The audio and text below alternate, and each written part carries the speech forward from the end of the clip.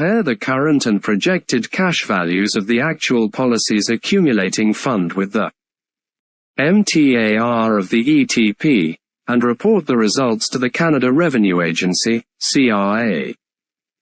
7.6.2.18 Pay endowment at age 90 for G3 policies. For policies issued after December 31, 2016, i.e., G3 policies, the ETP is deemed to receive annual deposits over 8 years, and the deposits are large enough to ensure that the policy will endow at age 90. Essentially, it is a limited payment whole life policy, as discussed in Chapter 3. A policy endows when its cash surrender value, CSV, equals the policy's face amount.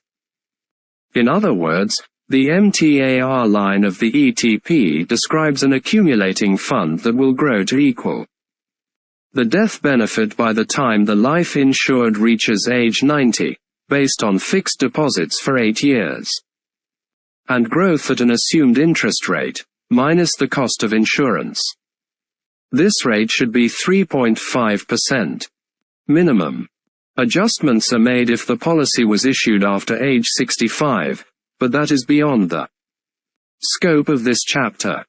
For G3 policies, when comparing the cash values of the actual policy to the ETP, the accumulating fund is calculated as the cash value determined without regard to surrender. If this value is less than the MTAR of the ETP, then the policy is exempt from annual accrual taxation. 7.6.2.220 Pay endowment at age 85 for G2 policies.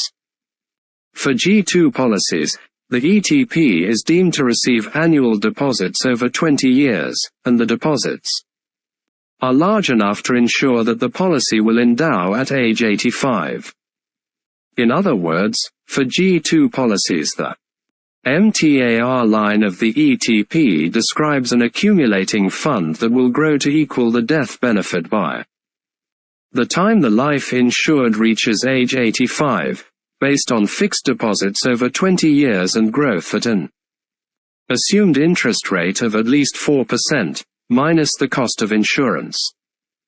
The impact of the changes implemented for G3 policies effective for January 1, 2017 will vary by insurance company, but in general the maximum deposits permitted for a G3 policy while still maintaining exempt status will be lower than the maximum deposits permitted for a G2 policy.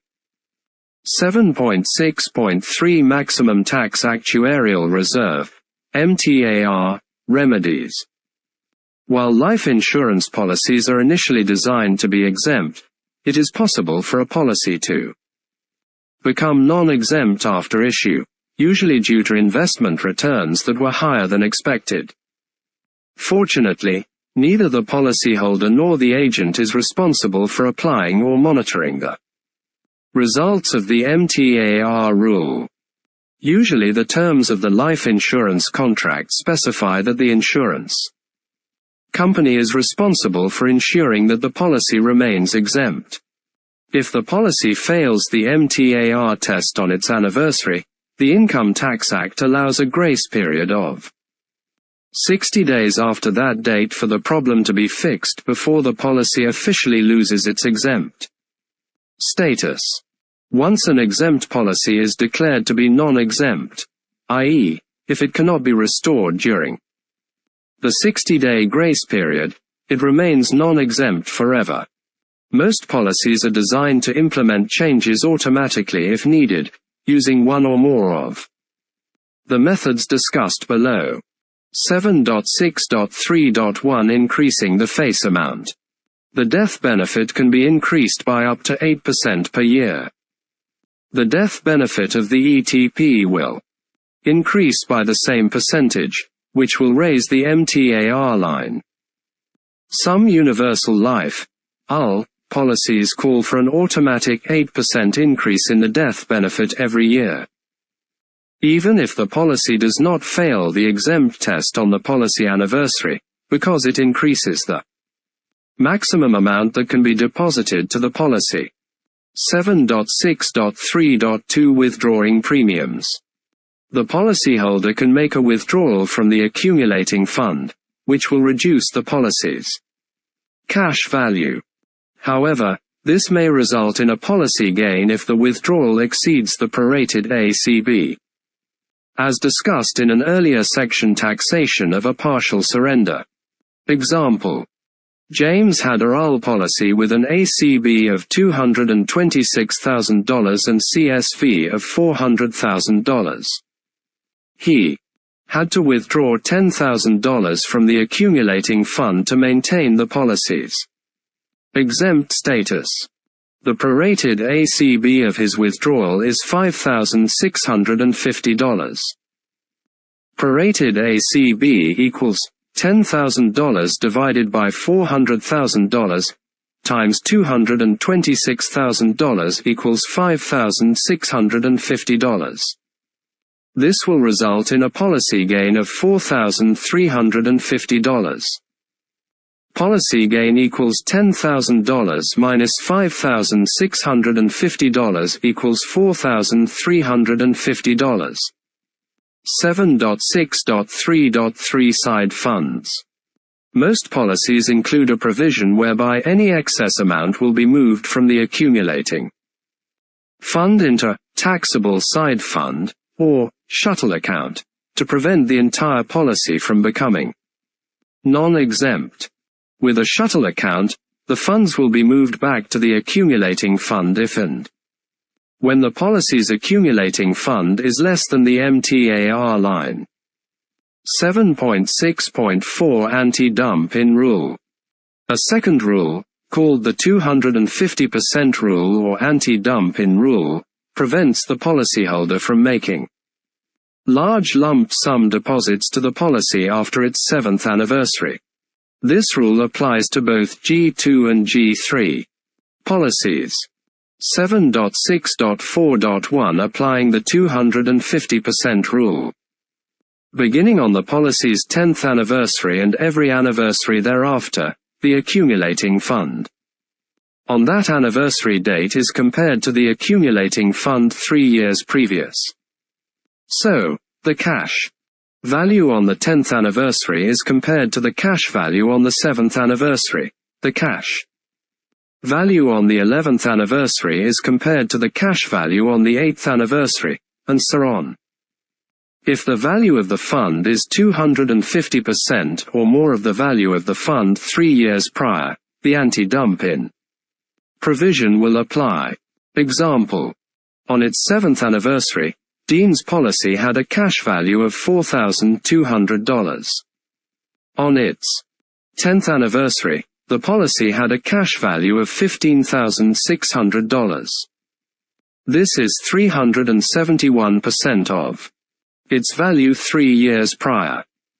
Current cash value equals $15,600 divided by $4,200, x 100 equals 371%. Because this exceeds 250%, the anti-dump-in provision will apply. The anti-dump-in provision resets the date of the exempt test policy, ETP, to the third preceding anniversary. The policy's cash value is then compared with the, usually lower, MTAR of the redated ETP, which will make it more prone to failing the exempt test, unless the remedial measures mentioned earlier can be applied, i.e., increasing the death benefit, withdrawing cash from the accumulating fund, or moving it to a taxable side account. 7.6.4.2 Implications for minimum funded policies. The anti-dump-in rule can be problematic for UL policies that have been minimum funded in the early years, which is a common occurrence, particularly for young families who intend to increase their deposits as their incomes increase and/or their expenses decrease. When a policy is minimum funded in the early years, the policy's cash values remain relatively low. If the policyholder later makes large deposits, this could easily result in a substantial increase in the policy's cash value, which in turn could trigger the application of the anti-dump-in rule and increase the potential for the policy losing its exempt status. However, beginning January 1, 2017, a relief measure was introduced to relax the 250% rule, somewhat for under-endowed policies. This new provision allows the accumulating fund of the policy to grow by more than 250% over the 3-year period specified by the test if the value of the accumulating fund of the actual policy is less than 15% of the value of the ETP's accumulating fund for G2 policies or 37.5% of the ETP's accumulating fund for G3 policies. 7.6.5 If a policy becomes non-exempt. It is very rare for a policy to fail the exempt test, because of the safeguards built into the policy and MTAR remedies discussed earlier. However, it still does happen upon occasion, and the consequences can be quite severe. Some of the situations that have the potential to make a policy fail the exempt test include paid-up additions, PUAs, because they have a high ratio of cash value relative to the amount of coverage they provide, better investment returns than expected, extra deposits to participating policies, extra deposits to the policy. 7.6.5.1 Deemed disposition.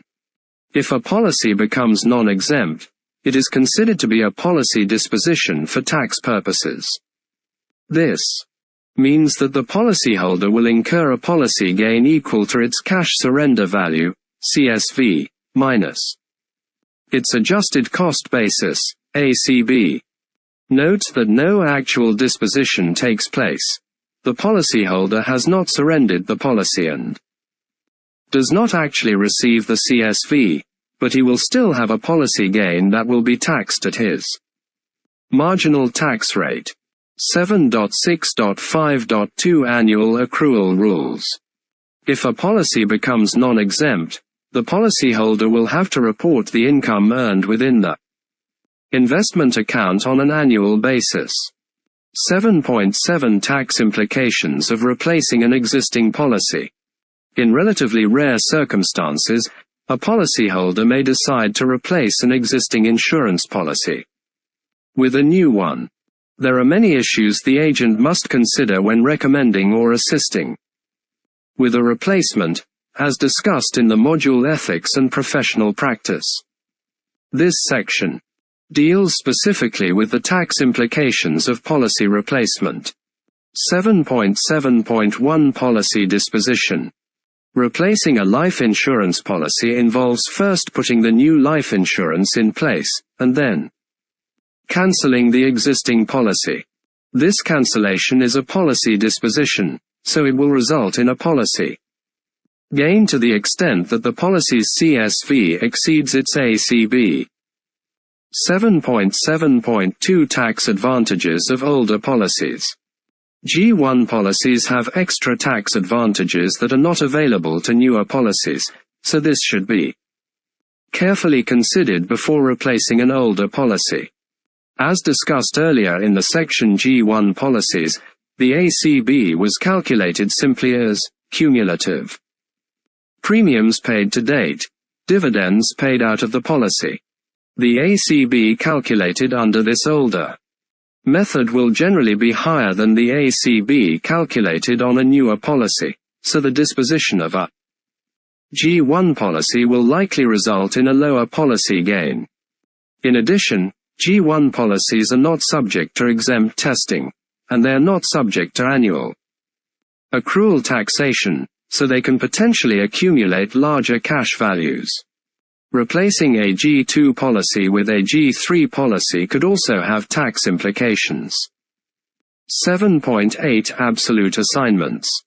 A policyholder can usually transfer ownership, control and rights under a life insurance policy to another person.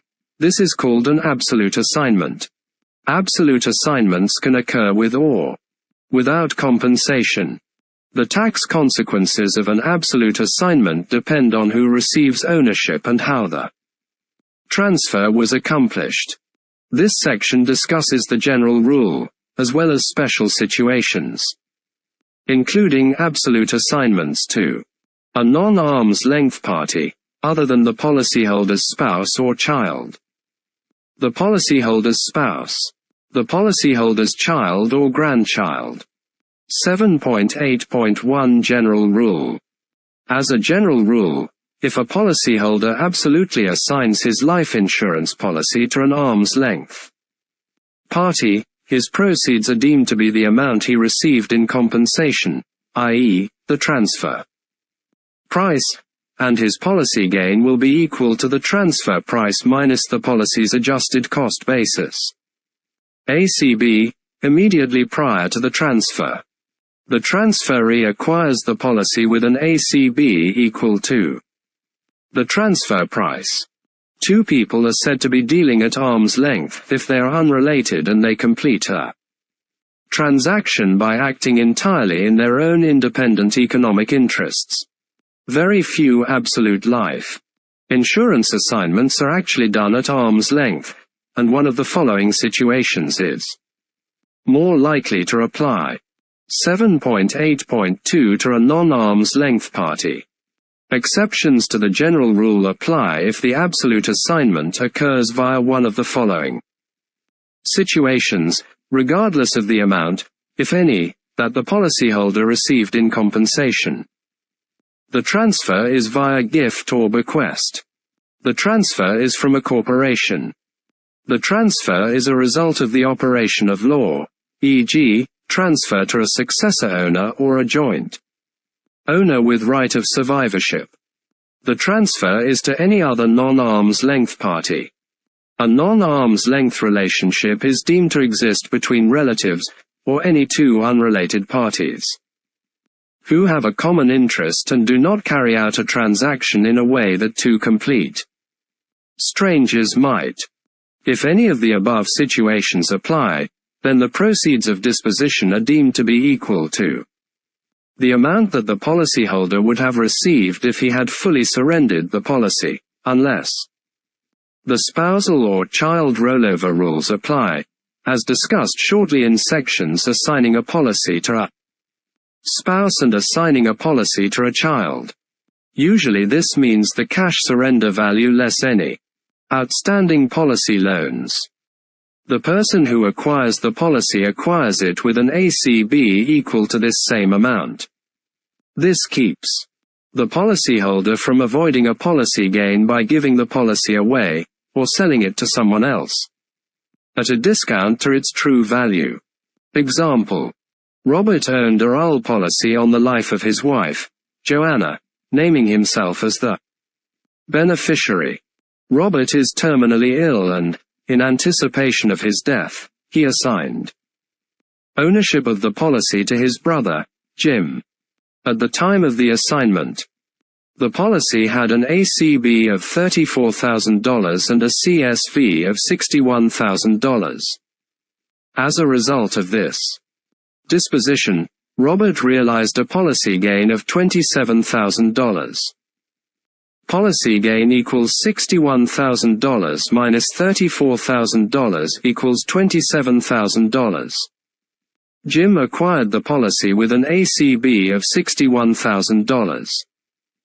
7.8.3 Assigning a policy to a spouse. The Income Tax Act allows property to roll over from one spouse to another, meaning that it can be transferred without triggering a taxable disposition. This rollover applies to all types of property, including life insurance.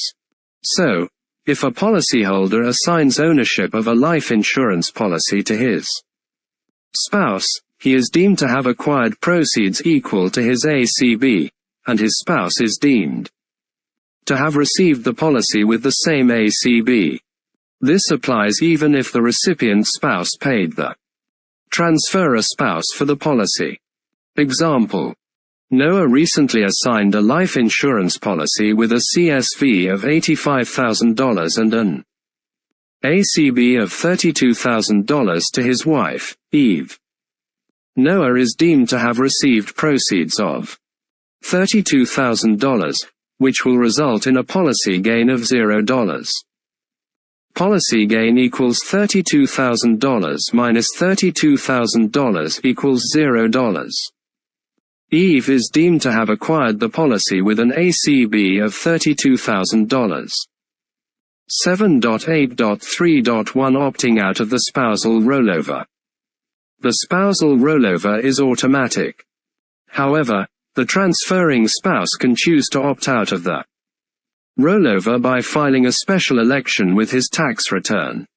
A policyholder might want to opt out of the rollover if he has a lower marginal tax rate than his spouse, or if he has income losses that he can use to absorb the resulting policy gain, e.g., rental or partnership losses.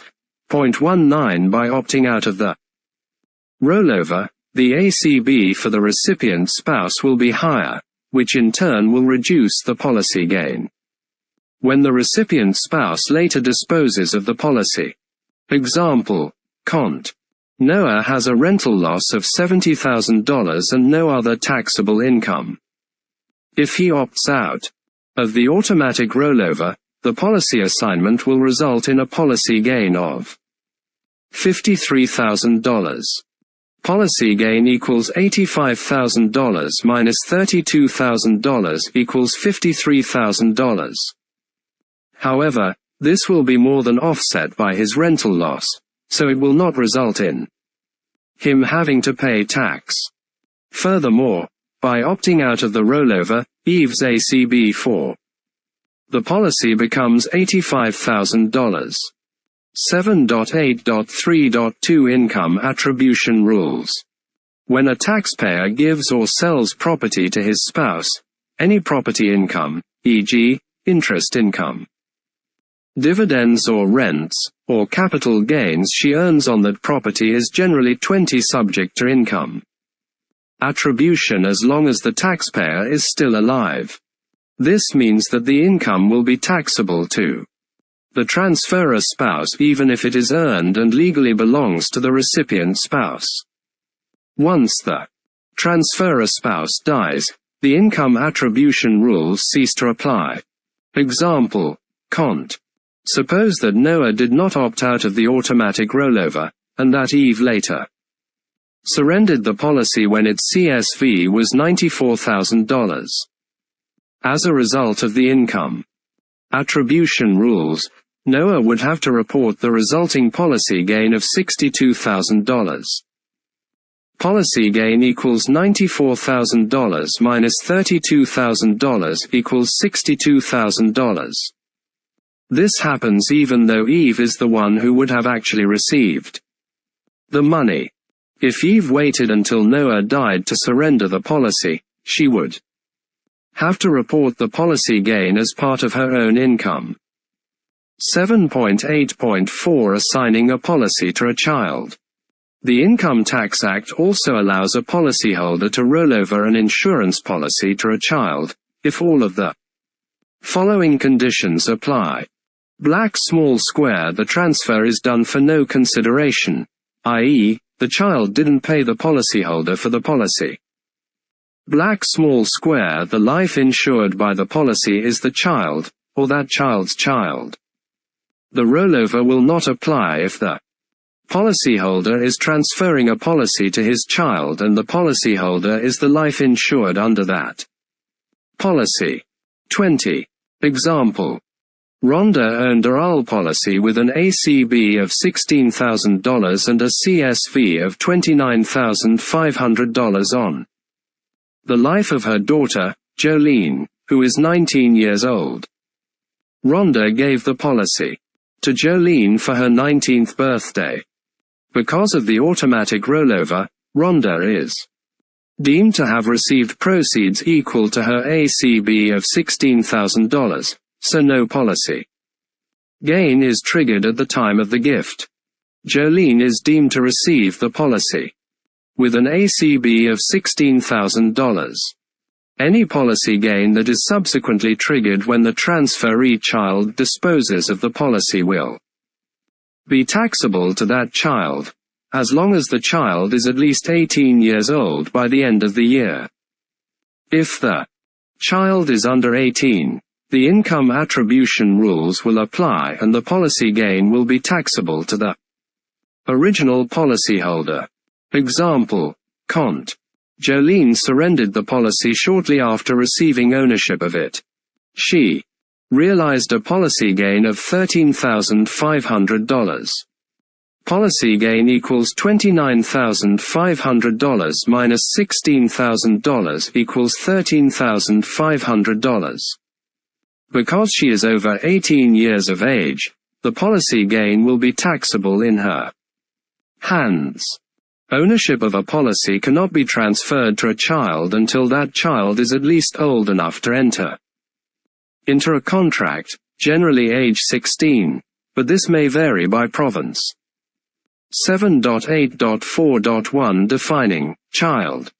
For the purpose of this rollover provision, a child of the policyholder includes the policyholder's child, grandchild or great-grandchild, regardless of whether that relationship is by blood or adoption. It also includes any other person who, at any time prior to reaching the age of 19, was in the care and custody of the policyholder and was wholly dependent on the policyholder for support. E.g., a niece who is under the policyholder's guardianship after the death of her parents. 7.8.4.2 Direct transfers only. The rollover to a child can only occur if the policy is transferred directly to the child. If the policy is transferred to a trust that benefits the child, the rollover will not apply. 7.8.4.3 Education funding or other intergenerational transfers. The rollover of an insurance policy to a child provides some interesting opportunities for intergenerational wealth transfer. For example, a policyholder could acquire a RUL policy on the life of a child, and maximum fund it to build up the CSV as quickly as possible. He could then give the policy to that child, and the rollover would apply. Once the child is 18 years of age, the child could surrender the policy, and the policy gain would be taxable in that child's hands, often when the child has little or no other taxable income. However, if the child surrenders the policy prior to age 18, income attribution rules would apply, meaning that the original policyholder would have to report the policy gain as income. Example: Dorothy is in the top marginal tax bracket, such that any interest income she earns personally is taxed at 44%. Dorothy bought a RUL policy on the life of her daughter Madeline, with the intention of eventually giving the policy to Madeline's daughter Jackie, i.e., Dorothy's granddaughter, to help with her education expenses. By the time Jackie was 18, the policy had a cash surrender value, CSV, of $54,000 and an adjusted cost basis, ACB, of $18,000. Dorothy gave the policy to Jackie for her 18th birthday. The policy qualified for a rollover, so Jackie acquired the policy with an ACB of $18,000. Jackie immediately withdrew $15,000 to pay for her first year of university. The prorated ACB for her withdrawal is $5,000. Prorated ACB equals $15,000 divided by $54,000 times $18,000. Her withdrawal will result in a policy gain of $10,000. Policy gain equals $15,000 minus $5,000 equals $10,000. She has no other sources of taxable income, so this will be fully sheltered by her basic personal exemption, 21, and she will not have to pay any tax.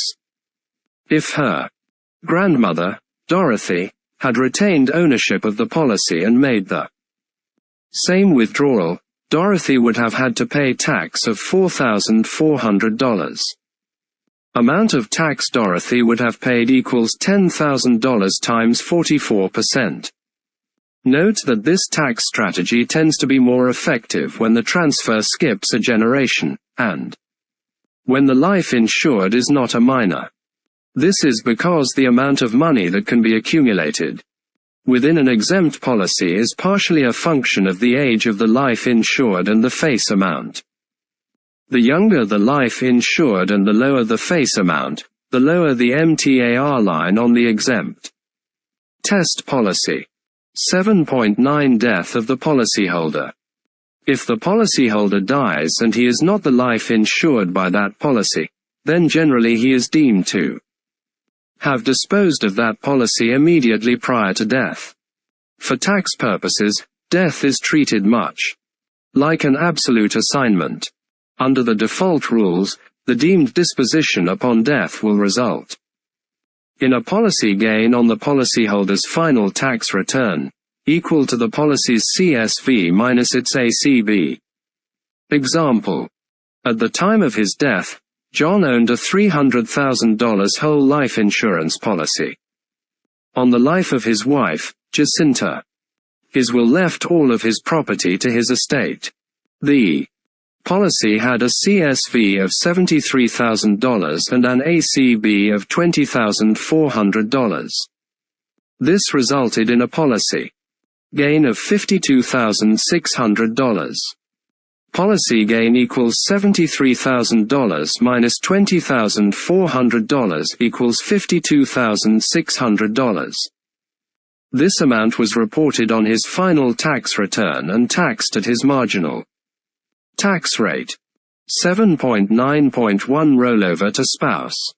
The rollover discussed in the section assigning a policy to a spouse also applies to policy transfers upon death. Example, cont. If John had left the policy to his wife, Jacinta, his deemed proceeds would have been equal to the policy's ACB of $20,400, and no policy gain would have been triggered by his death. Jacinta would have acquired the policy with an ACB of $20,400. 7.9.2 Contingent policyholder. A policyholder is allowed to designate a contingent or successor policyholder on his life insurance policy, who will automatically receive ownership of the policy upon his death. This not only makes it clear who is to receive the policy, it allows the policy to bypass the estate, so the transfer is done quickly and is not subject to probate fees. However, designating a contingent policyholder will not allow the policyholder to avoid the deemed disposition rules upon death, unless a rollover applies. Example, cont. If John had designated his brother, Maxwell, as the successor owner of the policy, the policy would have automatically been transferred to Maxwell upon John's death, bypassing his estate. However, the policy gain of $52,600 would still have to be reported on John's final tax return. 7.9.2.1 Rollover to a child. As noted earlier in the section assigning a policy to a child, a policy can also roll over to the policyholder's child, provided that the life insured by the policy is that child or the child's child, but only if the transfer is made directly. The transfer cannot be done via a trust or estate. If the policyholder wants to take advantage of the child rollover provision upon death, he should name the child as the successor owner. As successor owner, the child will automatically receive ownership of the policy upon the policyholder's death. 7.10 Taxation of life insurance strategies. The previous sections have examined how life insurance is taxed from a product perspective. This section explores the tax implications of various strategies that can be implemented using Insurance, including using the policy for collateral, including borrowing for business use. Annuitizing the cash surrender value to create a steady income. Leveraging a life insurance policy to create a retirement income. Charitable giving. 7.10.1 Using the policy as collateral. Rather than taking out a policy loan, a policyholder may also be able to use the policy's cash value as collateral for a loan from a third party. Basically, the policyholder assigns the rights to the policy's cash values and death benefit to the lender, which is called a collateral assignment. If the policyholder defaults on the debt, the lender can surrender the policy and use the cash surrender value to cover the debt. If the policyholder dies before repaying the loan, the lender can recover the debt either from the death benefit, if the policyholder was the life insured, or by surrendering the policy, if the policyholder was not the life insured. The main advantages of taking a third-party loan secured by collateral assignment of life insurance, as opposed to a policy loan, are: unlike an absolute assignment, a collateral assignment is not a deemed disposition for tax purposes, so it will not trigger a policy gain. The full cash value stays in the policy, where it can continue to grow on a tax-sheltered basis. 7.10.1.1 Borrowing for business use.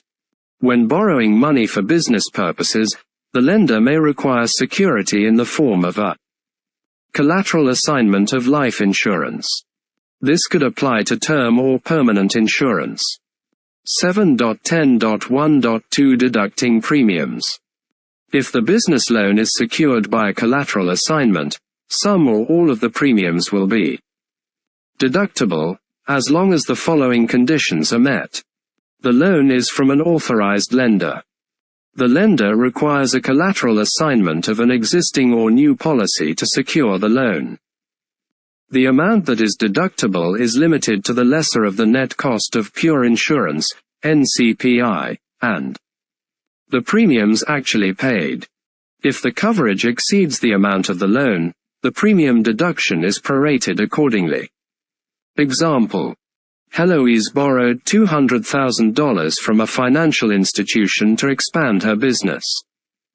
The lender required the collateral assignment of her $500,000 universal life policy, which had an adjusted cost basis, ACB, of $160,000 and a cash surrender value, CSV, of $250,000. Heloise paid premiums of $12,000 annually, with her NCPI of $3,200. Because Heloise's policy is for $500,000, but the loan is only for $200,000, she can only deduct 40% of the NCPI. Percentage of NCPI deductible equals $200,000 divided by $500,000 equals 40%. So, she can deduct $1,280 as a business expense. Deduction equals 40% times $3,200 equals $1,280. 7.10.2 Annuitizing the cash surrender value, CSV.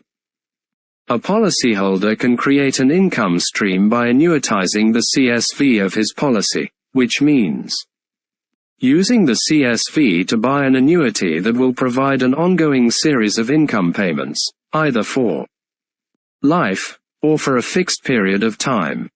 By annuitizing the CSV, he is essentially canceling the contract and surrendering the policy. As a result, he will generally realize a policy gain to the extent that the policy's CSV exceeds its ACB. Example: George has a $500,000 life insurance policy with a CSV of $430,000 and an ACB of $290,000. He originally bought the policy to ensure that his family would be cared for if he died. His children are now grown up and his wife has died, and he feels he does not need life insurance any longer. He decided to use the $430,000 to buy a life annuity to enhance his income during retirement. As a result, he will have a policy gain of $140,000 which will be taxable at his marginal tax rate. Policy gain equals $430,000 minus $290,000 equals $140,000. 7.10.2.1 If the policyholder is disabled. Some tax relief is provided if the policyholder is totally and permanently disabled at the time he annuitizes the CSV. If this is the case, the policy gain will be spread out over the life of the annuity. This will ease the burden on the policyholder's cash flow for the year of annuitization, and may also result in the policy gain being taxed at a lower rate because his marginal tax rate over the annuitization period will likely be lower. 7.10.2.2 Partial surrender. Policyholders in retirement may realize that they no longer need as much life insurance as they did when they were younger, but they do not want to give up their life insurance protection entirely. They may choose to decrease their coverage, and annuitize only a portion of a policy's CSV. This will be treated as a partial surrender for tax purposes, with a prorated policy gain as discussed earlier in this chapter. 7.10.3 Leveraging a life insurance policy. Retired policyholders looking for a tax-free source of retirement income may be able to leverage their existing life insurance policy, in what is often called an insured retirement strategy. 7.10.3.1 Collateralizing the cash surrender value, CSV. Recall that a policyholder may be able to use the CSV of his life insurance policy as collateral for a loan, and that doing so does not trigger a deemed disposition. Under an insured retirement strategy, the policyholder negotiates a series of annual loans, where each loan is secured by the policy's CSV. When the life insured dies, the lender recovers the amount of the cumulative loans from the death benefit, with the remainder going to the beneficiaries. This is called collateralizing the CSV. The policyholder gets a tax-free payment from the lender, which can be particularly important to those in retirement who are trying to minimize their net income to avoid clawbacks of old age security, OAS, benefits. The cash value remains in the policy where it can continue to grow on a tax-sheltered basis. This growth in the accumulating fund will help extend the duration of the income stream, because the lender will not let the cumulative loans exceed a certain percentage of the CSV. Example. Doris owns a RAL policy with a CSV of $380,000.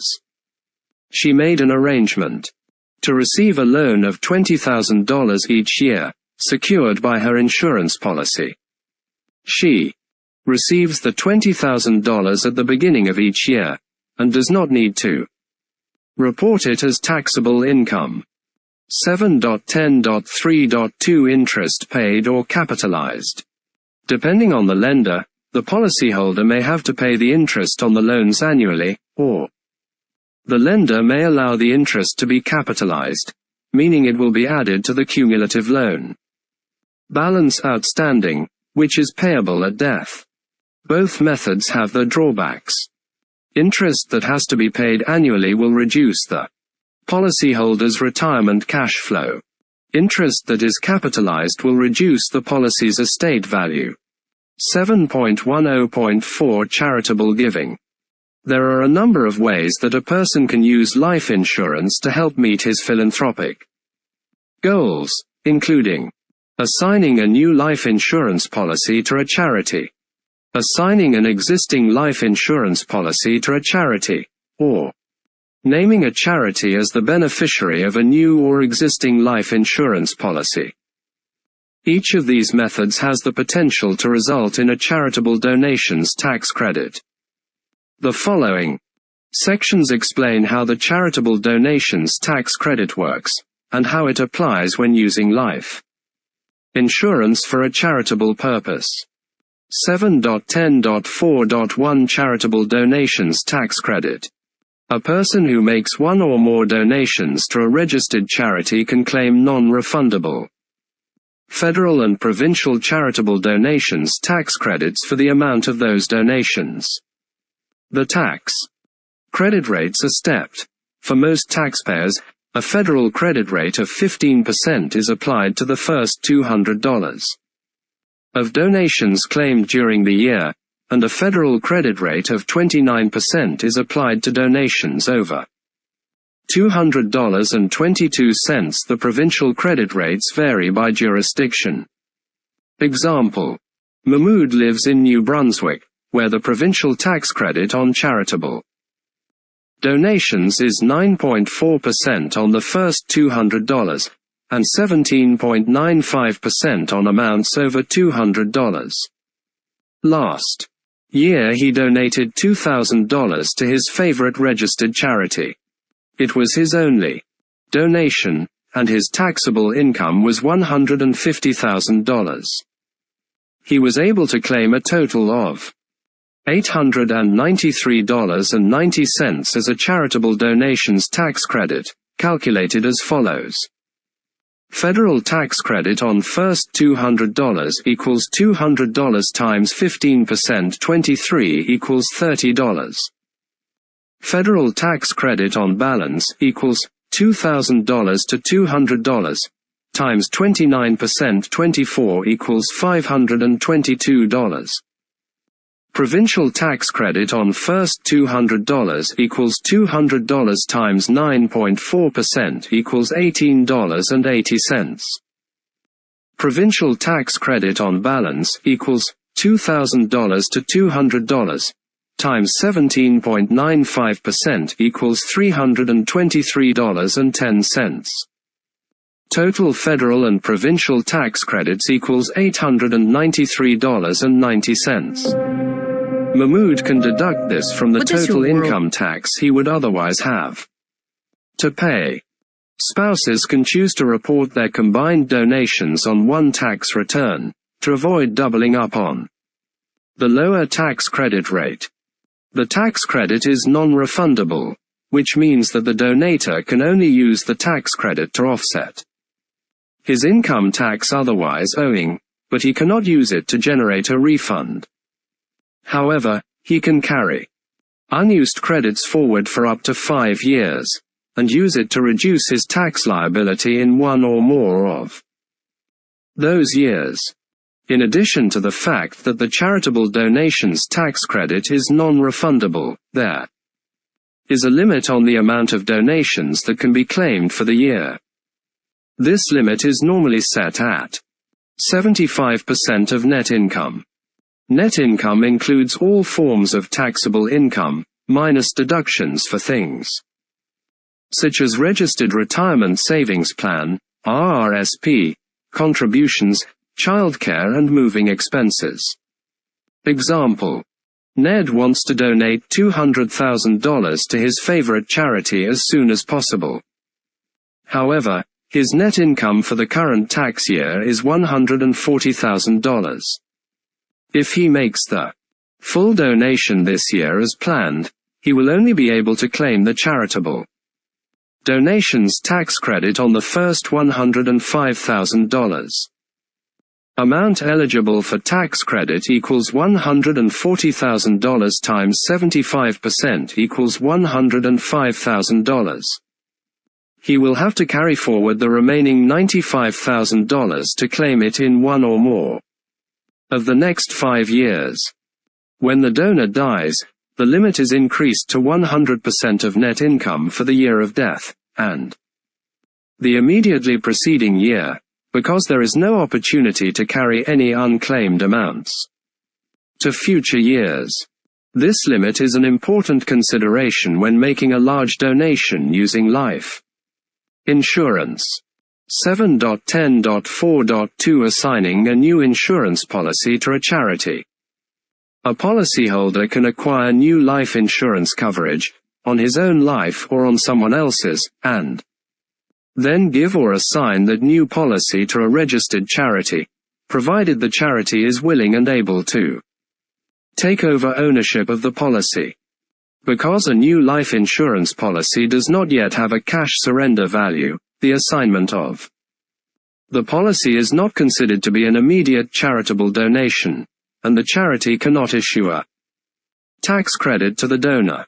Example: Torsten bought a new $500,000 whole life insurance policy, and then immediately assigned that policy to his favorite registered charity. At this point, the policy does not have any value to the charity. If they surrender the policy, they will not receive anything. Furthermore, unless someone pays the premiums, the policy will lapse and be worthless. However, if the policyholder continues to pay the premiums on a life insurance policy after assigning it to the charity, the amount of those premiums would be eligible for the charitable donations tax credit. This applies regardless of whether the policy is for term or permanent life insurance. Example: Cont. Each year, Torsten pays a premium of $3,500 on the assigned policy. He can claim a charitable donations tax credit on the full $3,500. 7.10.4.3 Assigning an existing insurance policy to a charity. A policyholder can also assign an existing insurance policy to a charity, provided the charity is willing and able to take over ownership of the policy.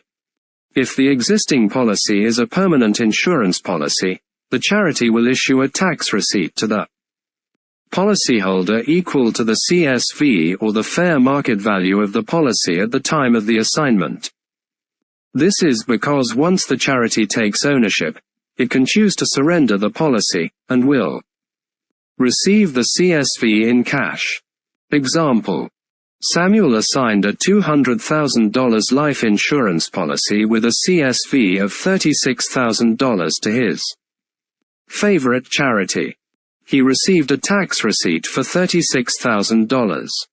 He lives in Manitoba, which provides a charitable donations tax credit of 10.8% on the first $200 of donations and 17.4% on donations over $200.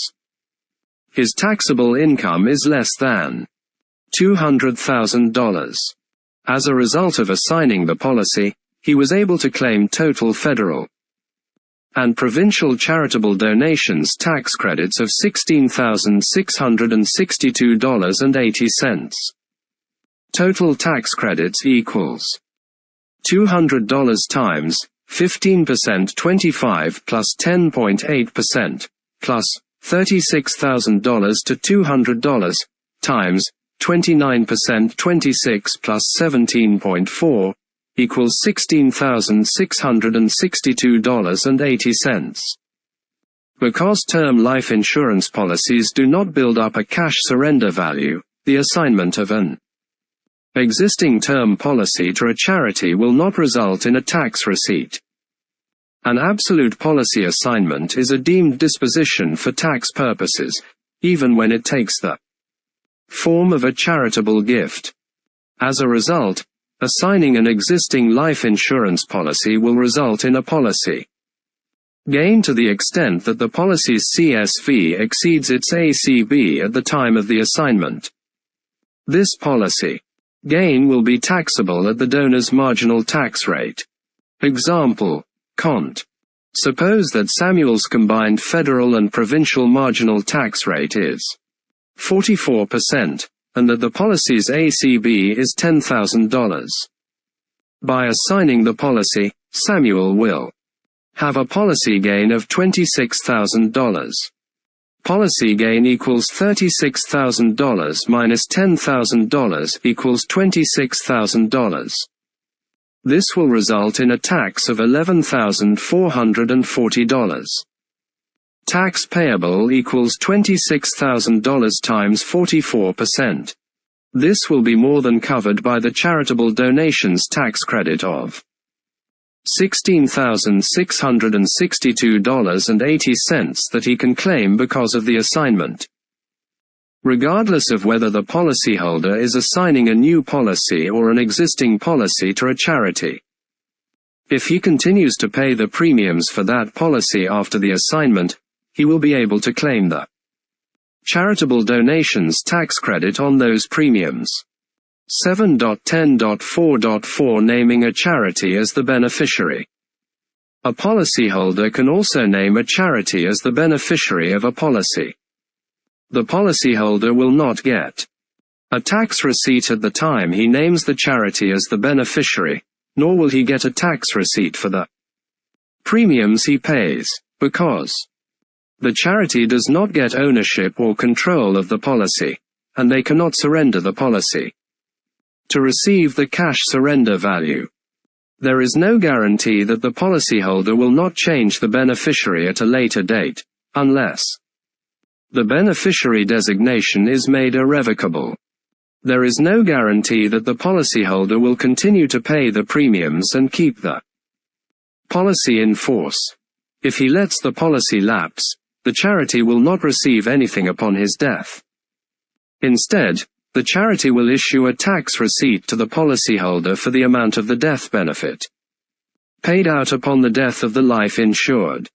If the policyholder is also the life insured, the executor of the policyholder's estate, or liquidator of the succession, can allocate the available donation on the basis of the estate taxation year when the donation was made, a taxation year prior to the estate settlement and the policyholder's last 2 taxation years to obtain a tax credit. Managing taxes upon death. Life insurance is often used to manage or pay for the taxes that become due as a result of death. While life insurance cannot help the policyholder or life insured avoid these taxes, it can provide the funds to pay them, and thereby preserve the estate for the intended beneficiaries. The 4 primary taxes or fees that can burden an estate include tax on capital gains, tax resulting from the collapsing of registered plans, RRSP, RRIF, etc. Taxes payable by the estate. Probate fees. Agents must estimate these liabilities with sufficient accuracy to determine if the estate will be large enough to cover them, or if insurance is required. Candidates are reminded to review the booklet entitled Life Insurance Taxation Principles to ensure they are familiar with these tax principles. Chapter 8. Business life insurance. Competency components. Analyze the available products that meet the client's needs. Assess the client's needs and situation. Competency subcomponents. Analyze the types of contracts that meet the client's needs. Articulate the client's needs based on the risks that could affect his financial situation. 8. Business life insurance. Businesses may use life insurance to accomplish a number of different objectives, such as protecting the business from the death of a key employee or shareholder, funding a buy-sell agreement, providing additional compensation for highly valued employees. 8.1 Potential impacts of death on a business. While death is most often thought of as a personal or family tragedy, the fact is that death can have a significant impact on some businesses, particularly in the case of small businesses or startup companies. The agent must understand the structure of his client's business in order to advise him from an insurance perspective. A business may have to face a number of issues when a death occurs. Loss of skills, creditor demands, family interference, equality for family members, capital gains tax. 8.1.1 Loss of skills. Some companies have one single person, or a handful of people, who are integral to the success of the business. These are people who are integral to the business and who are not easily replaced. Such a person is referred to as a key person or key employee. Example: a key person can be one of the following: a highly skilled craftsman, an entrepreneurial genius, an influential vice president, a charismatic salesperson, an engineer with a particular expertise for the running of a factory.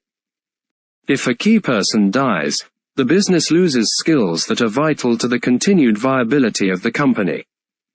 This may result in lower production or decreased quality of goods or services, higher expenses, and reduced profit margins, reduced consumer confidence and lower revenues. Example: Monica is a talented architect who works for a company specialized in the design of professional offices for lawyers and surgical specialists. The owners of the firm believe that about 30% of their business is due to the clients that specifically seek out Monica's talents. Monica's death would have a significant impact on the company's revenue. 8.1.2 Creditor demands. Many business loans take the form of demand loans, which have no fixed term or set duration of repayment as long as interest is paid. The borrower can also repay a demand loan in full at any time without penalty. However, the lender can generally recall the loan, demanding repayment in full, as long as any notice requirements specified in the loan agreement are met. If a business has significant debt and a key person dies, creditors can become nervous and may recall demand loans or refuse to extend additional credit if the company needs it. Example: Cooper was the senior sales director for an advertising firm and he has just died. Before his death, he was responsible for bringing in about 50% of the firm's new business. The company recently took out a $500,000 demand loan to completely revamp their IT infrastructure to allow them to develop new holographic ads. They were relying on Cooper to drive the sales needed to pay back the loan. However, when the bank heard about Cooper's death and saw the company's latest sales figures, they recalled the loan and demanded repayment in full. 8.1.3 Family member interference. When a business has multiple owners and one of them dies, problems may arise if the deceased left his interest in the business to his surviving spouse or children. Often, the beneficiary is not capable or is incompatible with the surviving business owners. Even where the beneficiary is willing to sell his share in the business to the surviving owners, he could demand an unreasonable price for that share. Example: Jason, Ivan and Connor were the joint owners of Restful Solutions, a funeral home that caters to the upper class of society. Jason died without a will and he was survived only by Mason, his 24-year-old son. Mason is a troubled young adult with a history of petty theft and drug use. Mason inherited Jason's ownership interest in Restful Solutions. He showed up drunk at the funeral home shortly after his father's death and loudly announced his intention to take over his father's role in the business. When Ivan and Connor tried to tell him that it was not a suitable role for him, he demanded $1,200,000 for his share in the business. This problem, and how it can be addressed, is discussed in more detail in the section Buy-Sell Agreements. 8.1.4 Equality for family members. Parents desire to treat their children equally. However, they must remind themselves that equally means fairly, which is different from exactly the same. This applies to many aspects of life, but is especially important when doing succession planning for a family business. In many cases, one child may have the interest and aptitude for taking over the family business, but another child may have completely different talents and aspirations. The parents will have to be creative in their estate planning to treat both children fairly. Example: Christina is the sole owner of a very successful garden center, Hibiscus, which is an incorporated company worth about $1.5 million. Christina has 2 children, who are in their 20s. Harry shares his mother's passion for gardening and has worked at the garden center since the age of 10. Nancy is a doctor and has never had any interest in the business. Christina would love for Harry to carry on the business if she dies, but she worries about treating Nancy fairly. Christina's other assets are limited to about $400,000, and she feels it would be unfair to leave the business to Harry while only leaving $400,000 to Nancy. 8.1.5 Capital gains tax. When a Canadian taxpayer dies, he is deemed to have disposed of all of his property for its fair market value immediately prior to death, unless a spousal rollover applies. In the case of shares in an active and prosperous business, this can result in a significant taxable capital gain if the shares are left to anyone other than his surviving spouse. If there is not enough money in his estate to pay this tax, it can force the executor 27 to sell some of the shares just to pay the tax. Example: Laurie owns a 20% interest in a business corporation that she wants to pass on to her daughter, Olivia, when she dies. The shares currently have an adjusted cost base, ACB, of $100,000 and a fair market value, FMV, of $600,000. So if she dies today, this would result in a taxable capital gain of $250,000.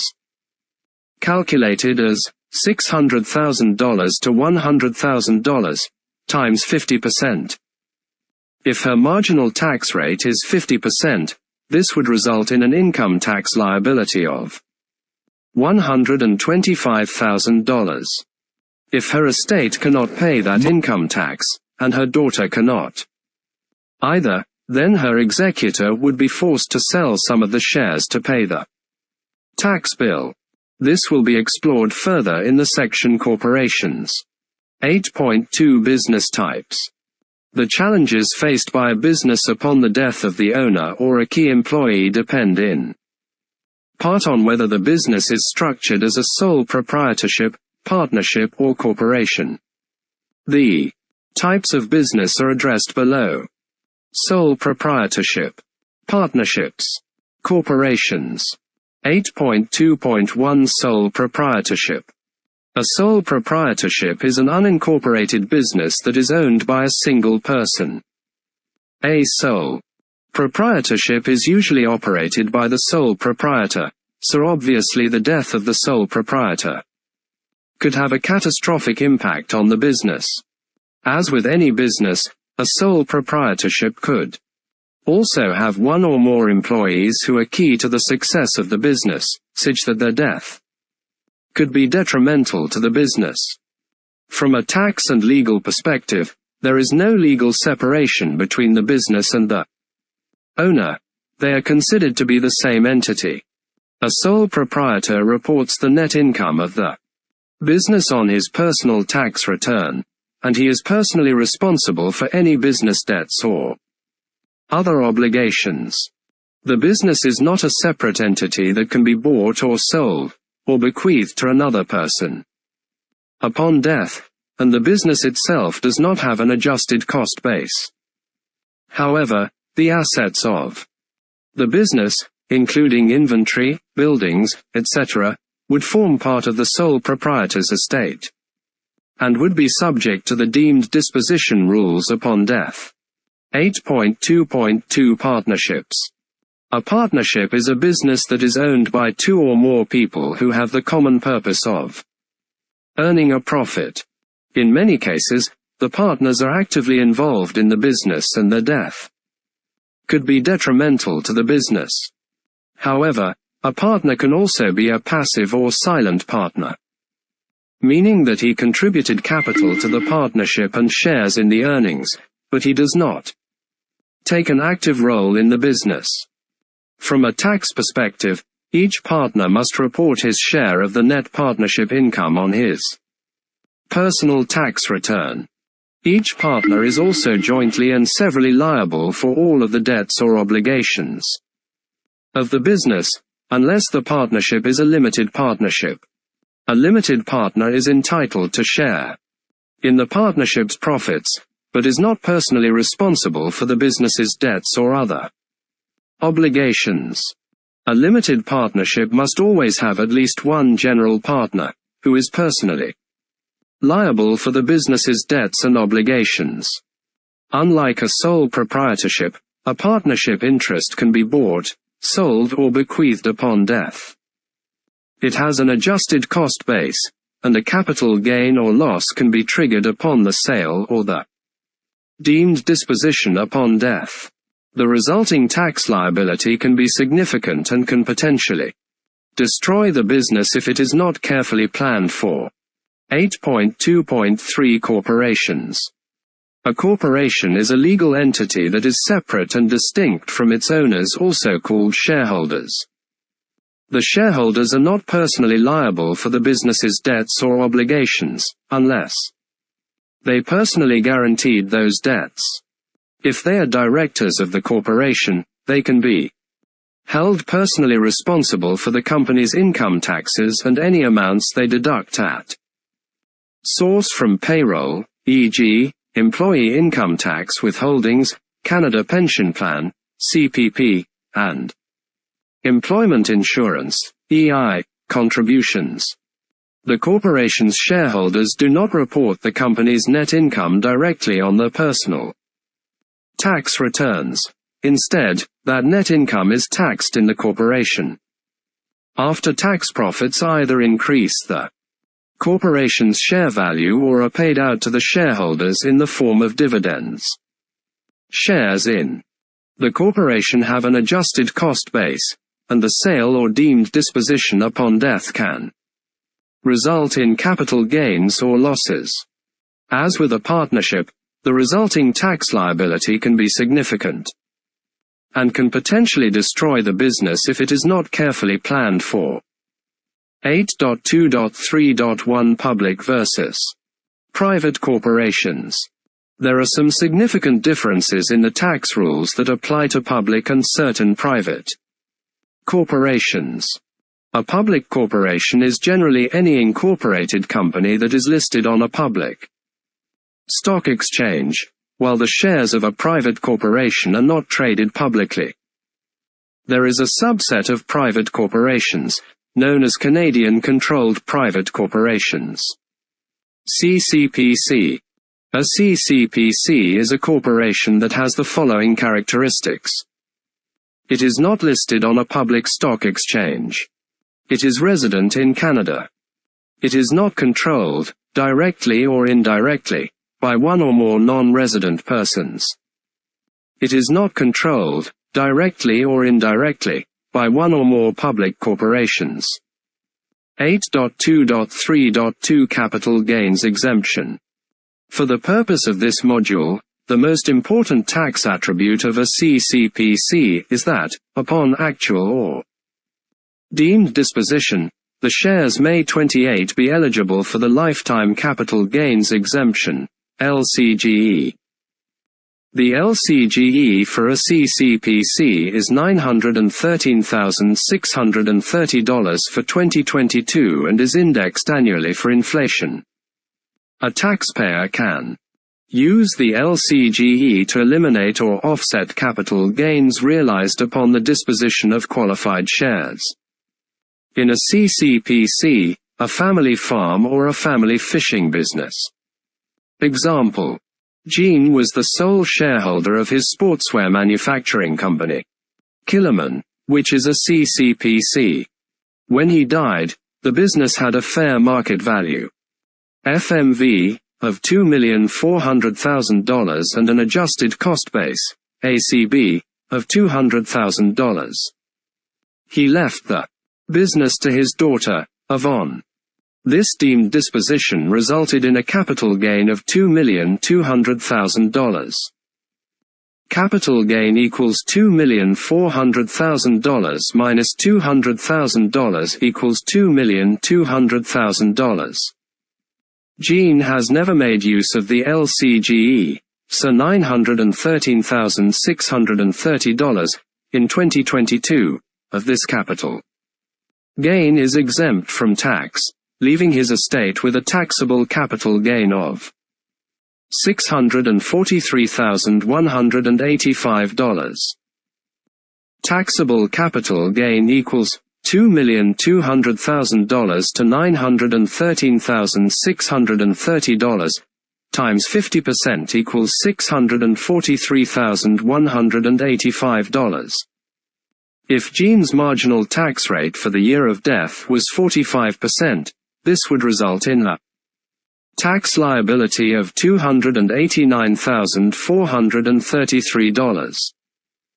Tax liability with LCGE equals $643,185 times 45% equals $289,433.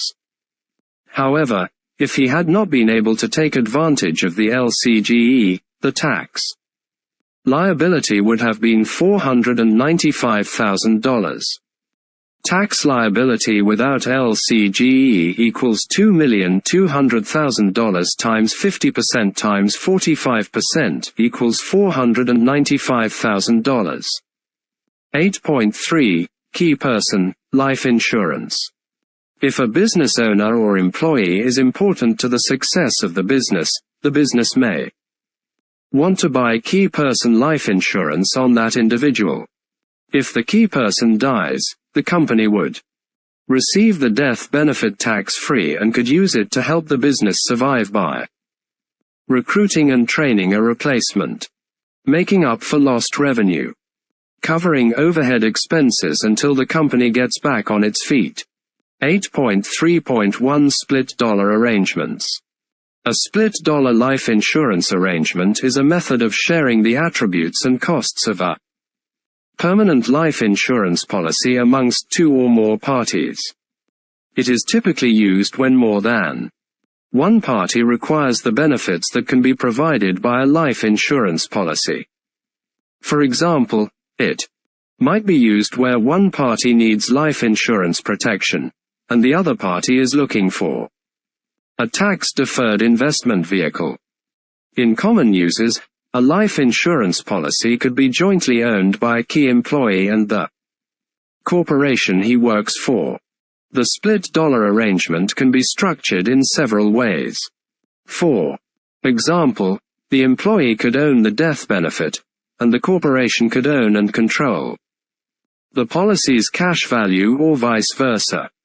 If it is a universal life UL policy with a death benefit equal to the face amount plus account value or cumulative premiums, usually the employee is only entitled to control the portion of the death benefit equal to the original face amount, which would be paid to a beneficiary of his choosing upon his death.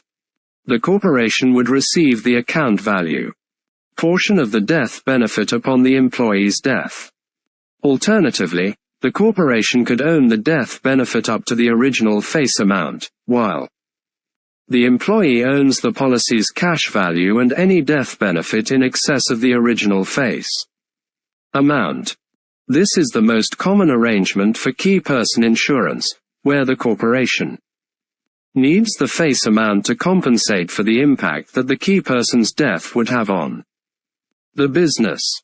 The key employee benefits by getting access to a tax-deferred investment vehicle. The employee and the corporation would split the premiums in a way that recognizes their separate economic interests in the policy.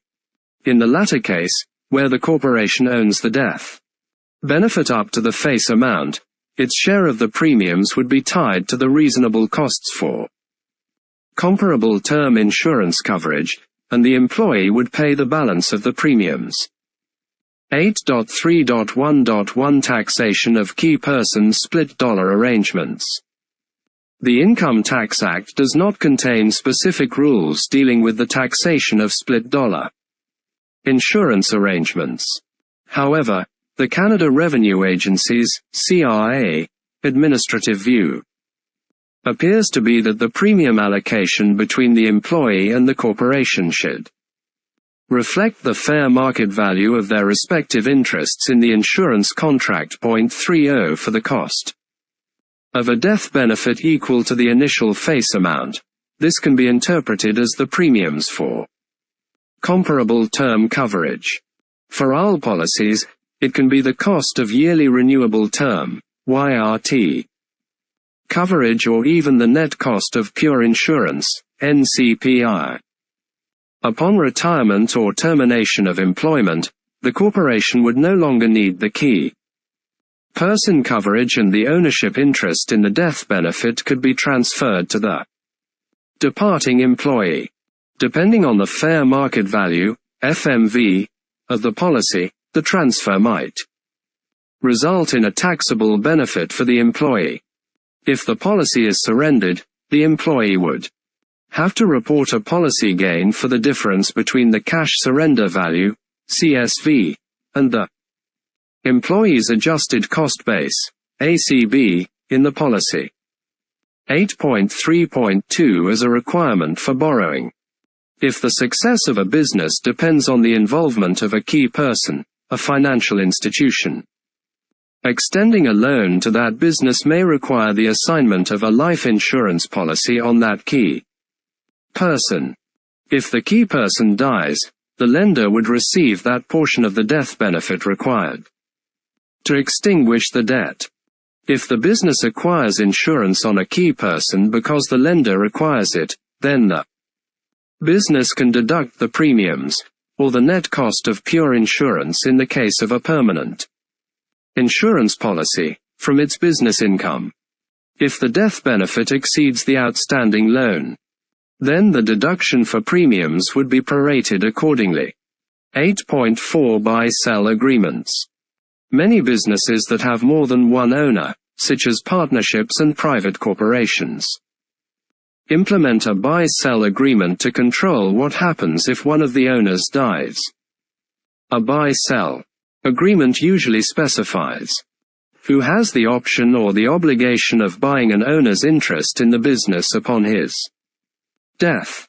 The price that will be paid for that ownership interest, either as a fixed dollar amount or as a formula or method to calculate the purchase price.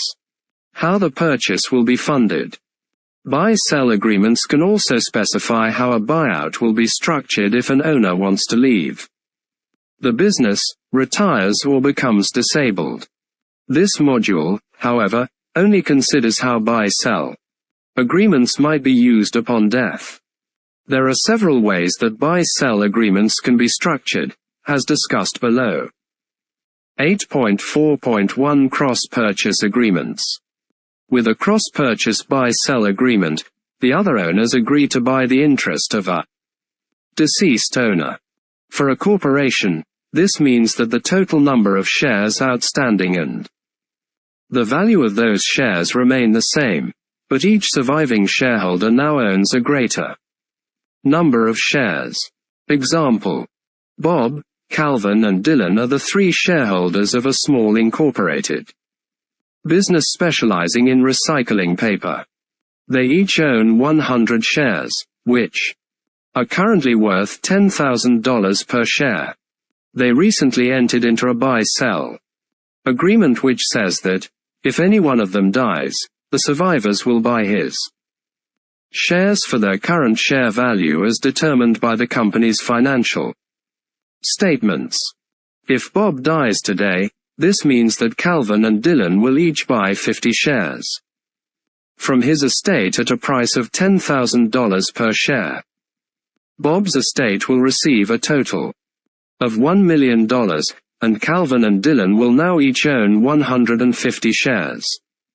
The total number of shares outstanding is still 300, but Calvin and Dylan now have a 50% interest instead of the 33.33% ownership interest that they had before. Bob's death. With a share redemption plan, the corporation redeems the shares of the deceased shareholder. This reduces the number of shares outstanding, but the survivor's ownership interests increase. Example: Emily, Fatima and Gloria are the three shareholders of a small incorporated business specializing in health products called Forest Air. They each own 100 shares, which are currently worth $10,000 per share. They recently entered into a buy-sell agreement in the form of a share redemption plan with the company, which says that, if any one of them dies, the company will redeem her shares for their current value as determined by the company's financial statements and will cancel shares redeemed by the company, of which the total will be 200. If Emily dies today, this means that the company will pay $1 million to her estate. Fatima and Gloria will still own 100 shares each, but because the number of outstanding shares will drop to just 200, they will now each have a 50% interest in the company, instead of the 33.33% ownership interest that they had before Emily's death. 8.4.2 Why buy-sell agreements are important. Buy-sell agreements are important whenever two or more people own a business together.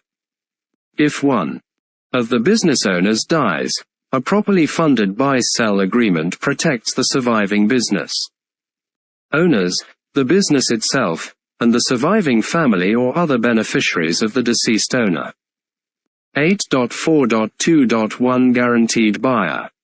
One of the problems with small business units or shares is that often they are not very liquid. i.e., they can be hard to sell because there are a limited number of potential buyers. A surviving spouse who inherited small business units or shares from his deceased spouse may find it hard to sell those units or shares unless a buy-sell agreement is in place. Most buy-sell agreements usually specify that the surviving owners or the business must buy the units or shares of a deceased owner. This gives owners the certainty that there will be a buyer for their units or shares upon death. 8.4.2.2 Guaranteed value. Along with guaranteeing a buyer, most buy-sell agreements also specify the sale price, or the method by which the sale price will be calculated. This ensures that the surviving spouse or other beneficiary receives fair compensation for the ownership interest, rather than having to sell it at a deep discount to its true value.